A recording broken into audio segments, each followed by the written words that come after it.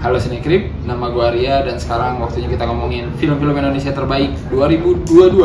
Assalamualaikum warahmatullahi wabarakatuh, gue Rasid Hari. Hai, gue Cecil. Hai, saya Daniel Dokter. Hai, gue Raisa. Halo, gue Abi Kusdina dari kanal YouTube Sumatran Bigfoot. Halo, gue Razni Mahardika dan hari ini gue rapi banget, anjay. Hai teman-teman, gue Hana Al-Rashid. Halo semua, kenalin saya Dika Priyogo. Hai semua, gue Tepi, gue blogger yang kadang-kadang suka review film. Hai, aku Anti.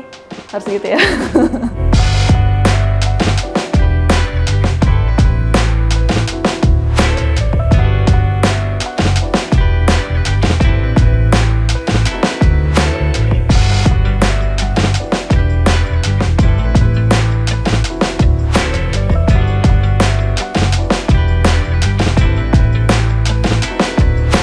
Dua film Indonesia terbaik saya di tahun 2022. Yang pertama adalah Ngeri-Ngeri Sedap. Ngeri-Ngeri Sedap. Ngeri-Ngeri Sedap. Sangat lokal banget dan relate banget terhadap culture kita, suku Batak. Jadi kebiasaan kita nonton Jawa culture mulu, tapi kali ini kita disuguhkan dari suku Batak. Namun saya yakin juga punya kedekatan dengan banyak orang. Apalagi isunya tentang eksploitasi orang tua yang berlebihan. Berasa personal banget gitu ceritanya. Jadi waktu nonton juga, ini film biopikku ya. Gue personally akhirnya bisa terenyuh sampai nangis. Ya nggak sekedar hanya menangisi satu karakter saja, tapi karena penceritaan atau storytelling yang sangat kuat dari Benedion untuk film tersebut. Props buat film ini karena sudah berani ngasih peran yang berdaging kepada aktor-aktor, kepada pemain-pemain yang kalau mereka main di PH gede bakal dikasih peran yang seemosional dan sedramatis seril ini gitu. Sekuen Salma menurut saya adalah salah satu sekuen paling emosional di film Indonesia. Ane gaucho, wah how kau bin ane cui, ane hokwa. Medan lang ane gaucho hi, medan lang ane teng. Kau yang gila. Kau. Dua film Indonesia terbaik versi gue di tahun 2022. Yang pertama itu adalah Mencuri Raden Saleh. Mencuri Raden Saleh. MRS ya, Mencuri Raden Saleh. Mencuri Raden Saleh karena Iqbal Ramadan, Angga Yunanda, nggak ada yang canda. Karena menurut gue ini sesuatu yang baru dan fresh banget untuk perfilman Indonesia, baik secara tema maupun dari cara penyajiannya di bioskop. Gue nggak tahu sih kapan se-excited itu nonton film Indonesia di bioskop ya. Bukan film yang sempurna, tapi cukup berkesan. Film ini nggak sekedar nyuguhin tentang pencurian, tapi semuanya dikemas dengan apik, mulai dari cerita, konflik, sinematografi, dan yang paling penting film ini punya elemen-elemen yang diperlukan untuk sebuah film heist. Film ini membuktikan kalau kita orang Indonesia bisa bikin film sekeren dan segila ini secara teknis ataupun segi cerita. Dan yang terpenting ya, kalau kalian tahu filosofi lukisan Raden Saleh, wah, dimasukin ke dalam bentuk film sih, itu apresiasi sebaik-baiknya lah. Apabila kalian bisa menukar lukisan ini dengan yang asli yang ada di ruang kerja saya. Yang di Istana Negara, Pak.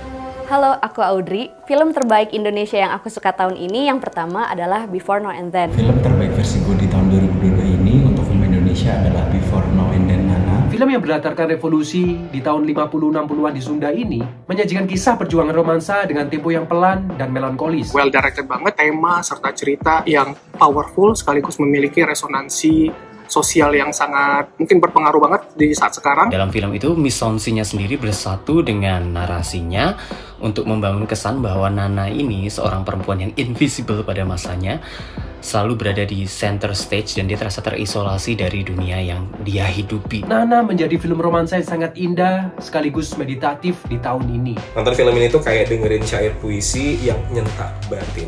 By the way, buat Happy Salma ternyata tidak se-happy namanya. Pedih banget coy. Layak banget untuk ditonton, apalagi bagi kalian yang mencintai genre drama keluarga.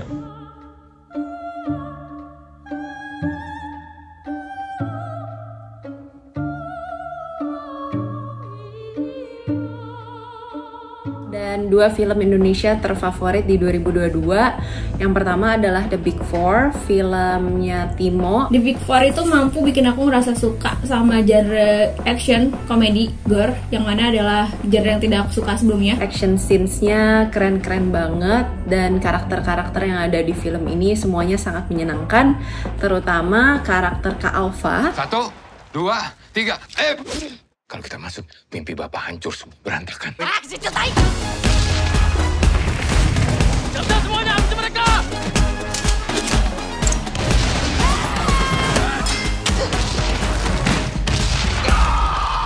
tahun ini yang bener-bener berkesan buat gue kayaknya Rumah Kuntilanak, maaf. Noktah Merah Perkawinan. Kalau dari gue ada Noktah Merah Perkawinan. Film terbaik Indonesia versi gue adalah yang pertama tuh Noktah Merah Perkawinan, yaitu adaptasi dari sinetron. Ternyata gue gak nyangka filmnya sebagus itu. Gue pikir akan menjadi drama percintaan yang biasa aja gitu. Tapi ketika gue nonton, nah ini salah satu film yang menurut gue film terlengkap di tahun ini. Gue kan orangnya jarang suka sama yang namanya drama, apalagi drama rumah tangga gitu. Tapi Noktah Merah Perkawinan ini bisa mengejutkan dan bikin gue suka. Acting 3 pemain utamanya juga keren-keren lah semua. Oka, Masya, sama Sheila Dara bisa nampilin konflik pasangan rumah tangga yang lagi dilematis lah. Konflik ceritanya yang bisa terjadi di rumah tangga manapun dan juga mengajarkan bahwa segala sesuatu yang rusak masih bisa diperbaiki. Noktah Merah ini ngomongin soal kompleksitas perkawinan dan sebuah perselingkuhan sambil menampik stigma negatif soal pelakor yang cenderung cuma menyudutkan para cewek. Sebagai orang yang sudah menikah lebih dari 10 tahun, beberapa part dari film ini sungguh relate dengan kehidupan pernikahan. Wah gitu, nih film berantem yang tapi kok indah gitu ya. Mana buktinya? Kamu sekarang pikir aku bisa fokus kita ribut kayak begini? Kamu bolak-balik Bogor happy-happy aja. Aku kerja. Halo, saya Indra. Film terbaik Indonesia versi saya yaitu Jatuh Kepada Cek Toko Sebelah ya. Yang kedua adalah nggak boleh nyebut film sendiri. Yang kedua adalah Cek Toko Sebelah 2, karena tidak banyak sequel yang bisa mempertahankan feel-nya sama kuat. Di sini Ernest berhasil melakukan improvisasi dari film pertamanya. Dan walau nggak terlalu ngegas di komedi, tapi pesan soal idealisme dalam jembatan generasi untuk menyatukan individu-individu berbeda dalam sebuah keluarga hadir dengan sangat baik. Switch tak. Halo, gue Tania dari Watchmen ID. Film Indonesia terbaik tahun ini menurut gue adalah Roda-Roda Nada. Film dokumenter terbaik yang pernah gue tonton. Filmmakernya sangat deket sama narasumbernya. Kita tuh dibikin peduli banget sama narasumbernya. Tapi yang paling gilanya tuh editingnya sih. Ini editing tergila yang pernah gue tonton dari film Indonesia.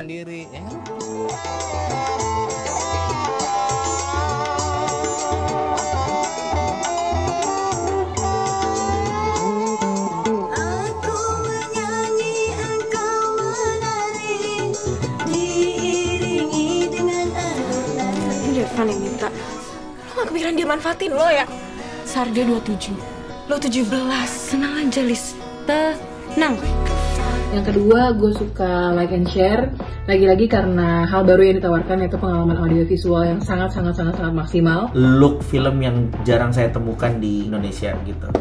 Sesuatu yang baru banget, yang fresh ketika ditonton. Dan tentu saja penampilan acting yang sangat mumpuni dari para pengisi departemen acting. Like and Share adalah film yang super powerful, yang memberi ruang kepada sebuah isu yang sangat tabu, yang memberi ruang kepada korban kekerasan dengan lapis yang sangat cerdas dan sensitif. Dan Like and Share juga berusaha melawan stigma. Bedanya ini adalah tentang melawan stigma soal cewek-cewek yang jadi korban pelecehan, baik di dunia nyata maupun di dunia maya. Terus dari cerita juga gue ngerasa sangat direpresentasikan. Ini kayak sudut pandang perempuan yang sangat lembut dan ngena di hati gue. Harus kita akui, tidak banyak film yang bisa mereview sekaligus memojokkan penontonnya pada saat yang bersamaan. Like and Share punya kualitas powerful tersebut yang layak menempatkannya sebagai film Indonesia terbaik tahun ini. Like and Share ini hokol, cuman aneh hasilnya ini bolaku loh, karena dia su, tapi ini hokol kalau kau tak ikut streaming kau hokol ya.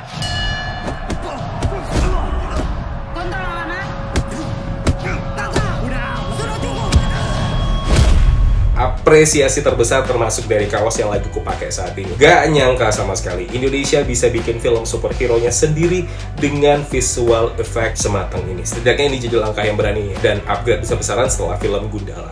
Apakah bapak-bapak dan saudara-saudara mendukung? Mendukung? Yang keras! 1, 2. Film Indonesia favorit saya di tahun 2022 ini adalah autobiografi karya Mas Makbul Mubarak. Ini debut film panjang Makbul Mubarak dengan sangat gila. Film politik dengan naskah yang sangat jenius. Auto buat aku adalah sangat irih dan dark, tapi dikemas dengan luar biasa baik. Banyak elemen yang sangat surprise, terutama di sinematografinya saya sangat suka. Performances of Kevin dan Om Arswendi luar biasa. Sepanjang durasi itu dibikin gregetan, penasaran, juga ngeri. Apalagi apa yang terjadi di film tersebut juga sangat mungkin dan mungkin malah memang ada di sekitar kita. Dijamin lu nonton autobiografi bakal kayak merecall masa lalu yang kelam. Merefleksikan bagaimana power itu corrupting people di Indonesia, dan itu sangat keren banget, seolah-olah seperti sebuah reformasi yang juga seperti history repeats itself. Film yang membuat gue merasa cukup uneasy dan takut karena everything that happens within it is very real buat Indonesia. Film ini bakal tayang di bioskop 19 Januari, jadi kalian wajib nonton di bioskop sesegera mungkin nanti ya pas sudah tayang. Kamu tuh kalau dikepung di sini jangan blokade panjang, kelihatan panik kamu.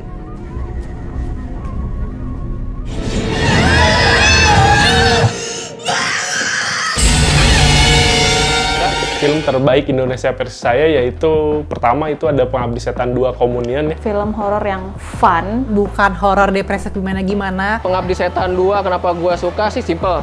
Karena filmnya satanik banget. Film ini tuh kayak banyak teori-teori yang membuat orang tuh untuk ngebicarain terus gitu. Ini film sama kaitan film-film Joko Anwar lainnya. Memang merupakan film horor terbaik di tahun ini ya, walaupun tidak sampai 9 juta penonton. Center atau korek sama Ratu Felicia. Kakang kawah adi ari-ari, kiblat papat limo pancer, nyawiji. Terus film kedua yang jadi favorit aku adalah Keramat 2. Keramat 2 actually. Balik lagi, karakter terfavorit aku adalah yang diperankan oleh Lutesa. Pas dia lagi mengusir roh jahat, itu keren banget. World buildingnya itu super oke, believable banget. Dan menurut aku acting pemain lainnya di film ini juga sangat natural. Berasa realisnya tuh berasa banget. Wah gila sih, keren banget. Kemungkinan kita bertiga mati bareng-bareng lo gak? Matiin kamera. Kalau lo tahu apa yang gue rasain, apa yang gue alamin di sini, lo bakal ngerti.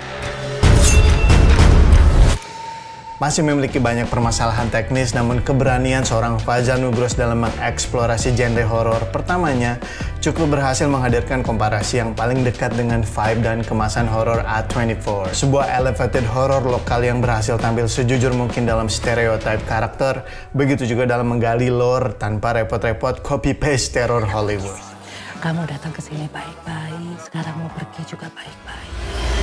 Film Indonesia terbaik versi gua tahun 2022. Yang pertama ada Kodrat. Kodrat itu paling berkesan buat gue karena gue nonton sampai 4 kali di bioskop, termasuk gala premiernya gitu kan. Menggabungkan horor sama action. Terus ada unsur superhero-nya. Vino sama Marsha juga tampilnya kompak banget gitu loh. Dan acting mereka juga kita nggak usah raguin lagi deh. Seru banget pokoknya, banyak banget saya selalu ingat Allah Subhanahu wa taala. Wah, ini gila nih film. Opening scene yang first person POV itu keren banget, sama Ustadz Rukiah dibikin heroik. Jadi Konstantin versi Islam. Jadi pakai kok.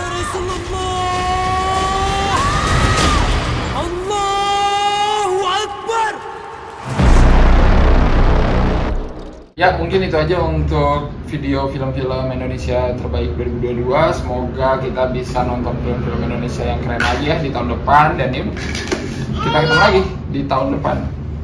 Bye-bye. Kenapa sayang?